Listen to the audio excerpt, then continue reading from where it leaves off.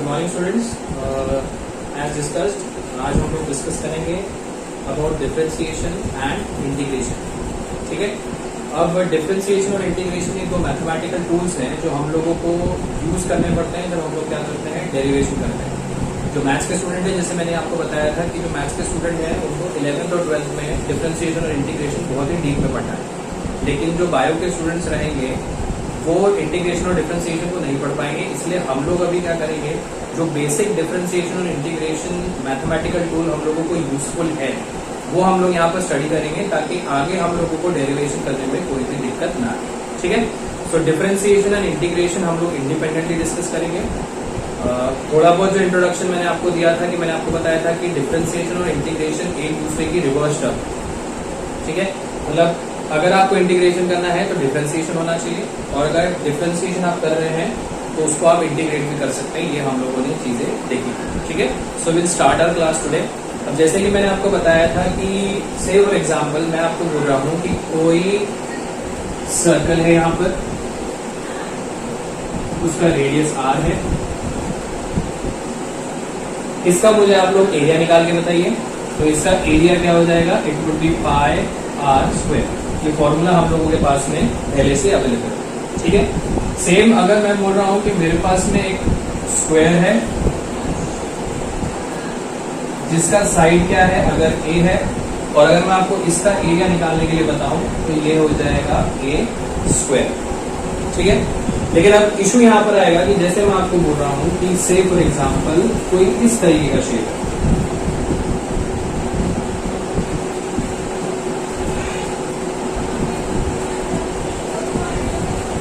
अब इस शेप का मुझे एरिया आप निकाल के बताइए, या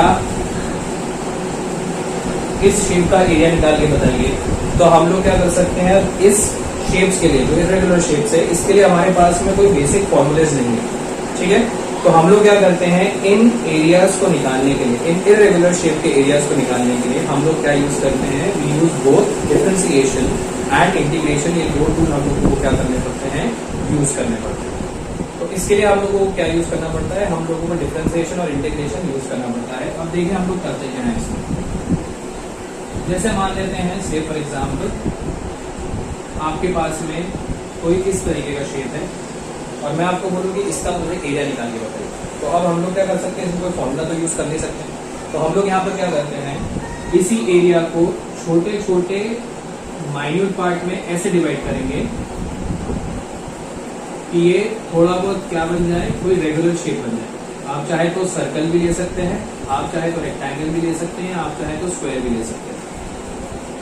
तो मैंने क्या किया, इस तरीके से इसको छोटे छोटे पार्ट्स में, रेगुलर शेप्स में इसको मैंने क्या कर दिया, डिवाइड कर दिया। ठीक है, तो मैंने क्या किया, इस बड़े से एरिया को जब छोटे छोटे टुकड़ों में डिसइंटीग्रेट किया तो इसको हम लोग बोलते हैं डिफरेंशिएशन।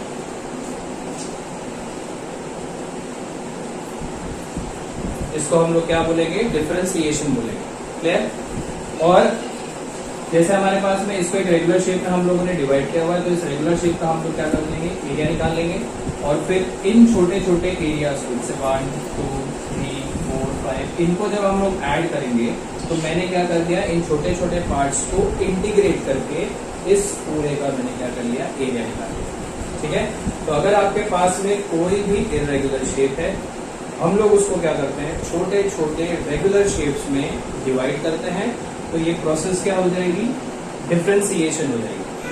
ठीक है, और जब इन छोटे छोटे शेप्स को हम लोग ऐड करते हैं तो वो प्रोसेस हम लोगों की क्या हो जाएगी, इंटीग्रेट करना हो जाएगा, और इसी इंटीग्रेशन से हम लोगों को क्या मिल सकता है, इस इरेगुलर शेप का एक अप्रॉक्स एरिया मिलेगा।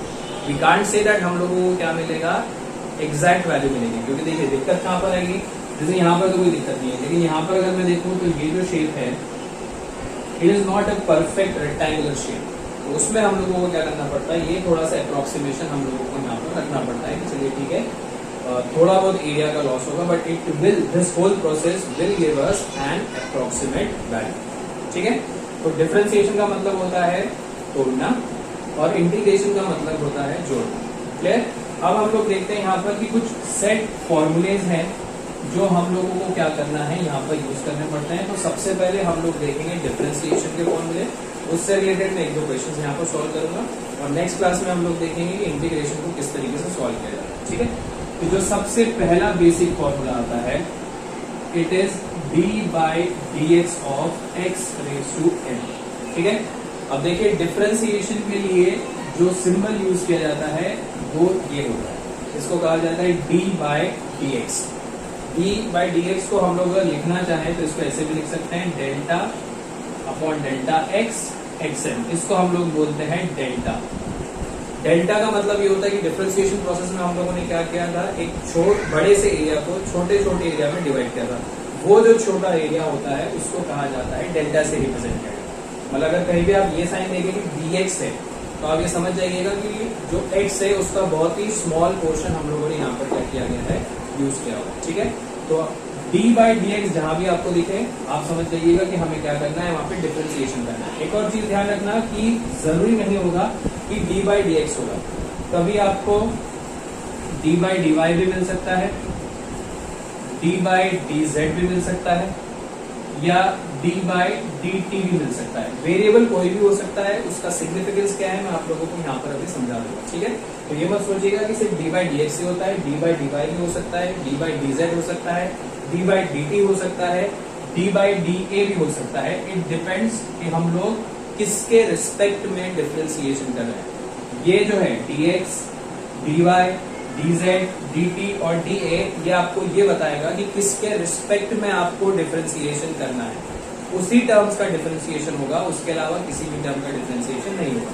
तो हम लोग सबसे पहले हमारे फॉर्मूले पे आते हैं कि हमें निकालना क्या है। We have to calculate what will be the value of d/dx of x raise to n।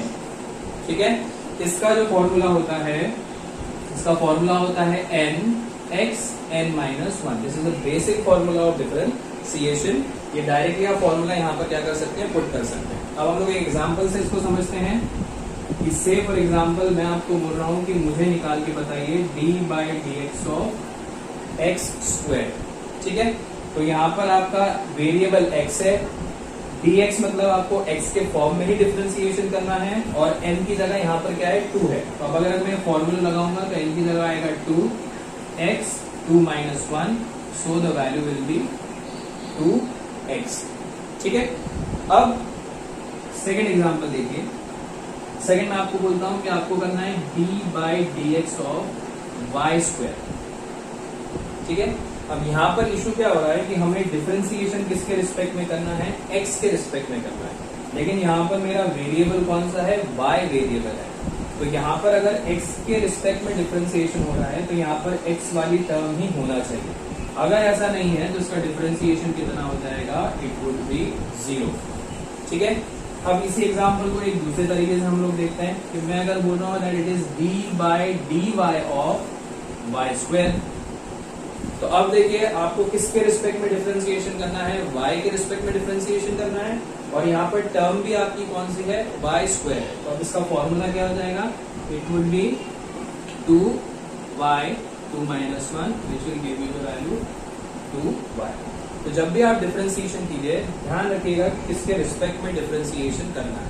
अभी अगर इसको एग्जाम्पल को हम लोग डिफरेंट तरीके से और समझते हैं कि अगर मैं आपको बोल रहा हूँ कि मुझे d/dy ऑफ x स्क्वायर निकाल के बताइए, तो अब इसकी वैल्यू क्या होगी, इसकी वैल्यू होगी 0। वाई, बिकॉज हमें y के रिस्पेक्ट में डिफरेंशिएशन करना है, लेकिन यहाँ पर टर्म कौन सी है आपकी, x वाली टर्म है, x वाला वेरिएबल है, तो इसका डिफरेंशिएशन पॉसिबल नहीं है। ठीक है, तो ये आपको मैंने पहला फॉर्मूला बता दिया।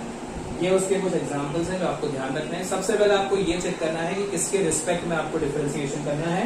अगर वही वेरिएबल यहाँ पर होगा तभी आप उसको क्या करेंगे, यूज करेंगे, नहीं तो उसका डिफरेंशिएशन कितना हो जाएगा, 0 हो जाएगा। ठीक है, तो ये आपको सबसे पहला फॉर्मूला ध्यान रखना है। इसके बेसिस पे जो क्वेश्चन होंगे हम लोग आपको PDF फॉर्मेट में दे देंगे, तो आपको उसको सॉल्व करना है।